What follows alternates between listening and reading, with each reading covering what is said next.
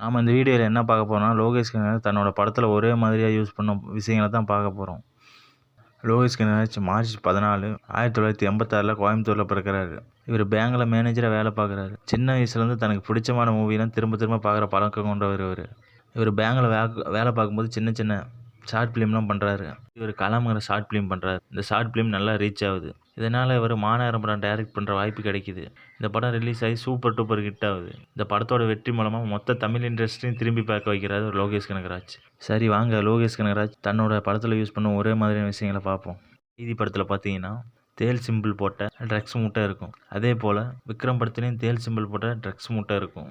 அடுத்ததாக மாஸ்டர் படத்தில் இன்டர்வல் சீனுக்கு முன்னாடி ஹீரோ விஜய் ஒரு இடத்துலையும் வில்லன் விஜய் சேதுபதி ஒரு இடத்துலையும் சண்டை போடுற மாதிரி இருக்கும். சண்டை முடிஞ்சது இன்டர்வல் சீன் வர மாதிரி இருக்கும். அதே போல் விக்ரம் படத்தில் இன்டர்வல் சீனுக்கு முன்னாடி கமல் ஒரு இடத்துலையும் விஜய் சேதுபதி ஒரு இடத்துலையும் சண்டை போடுற மாதிரி இருக்கும். இந்த சண்டை முடிஞ்சது இன்டர்வல் சீன் வர மாதிரி இருக்கும். அடுத்ததாக கைதி படத்தில் பிரியாணி சீன் ஒரு இடத்துல காட்டுவாங்க. அதே போல் விக்ரம் படத்துலேயும் இந்த கல்யாண வீட்டில் பிரியாணி சீன் காட்டுவாங்க.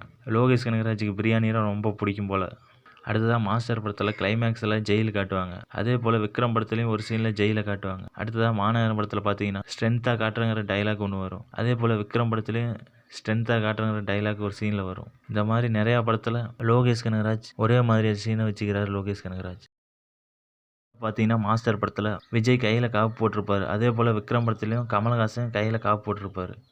உங்களுக்கு இந்த வீடியோ பிடிச்சிருந்தால் லைக் பண்ணுங்கள், ஷேர் பண்ணுங்கள், சப்ஸ்கிரைப்